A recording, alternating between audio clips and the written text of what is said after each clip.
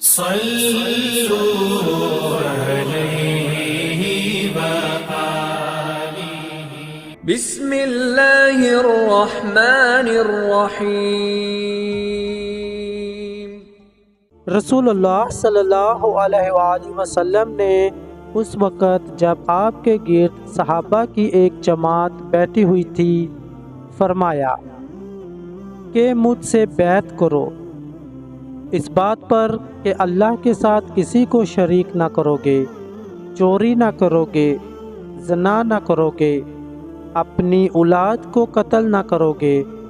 اور نہ عمدن کسی پر کوئی ناحق بہتان باندھو گے، اور کسی بھی اچھی بات میں اللہ کی نافرمانی نہ کرو گے۔ جو کوئی تم میں اس عہد کو پورا کرے گا تو اس کا ثواب اللہ کے ذمہ ہے، اور جو کوئی ان بری باتوں میں کسی کا ارتکاب کرے اور اسے دنیا میں اسلامی قانون کے تحت سزا دی گئی تو یہ سزا اس کے گناہوں کے لیے بدلہ ہو جائے گی،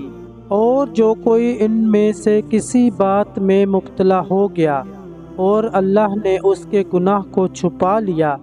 تو پھر اس کا معاملہ اللہ کے حوالے ہے، اگر چاہے معاف کرے اور اگر چاہے سزا دے دے۔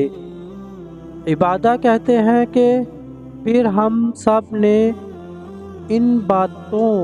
پر آپ صلی اللہ علیہ وآلہ وسلم سے بیعت کر لی۔ صحیح بخاری حدیث نمبر 18۔ صلوا علیہ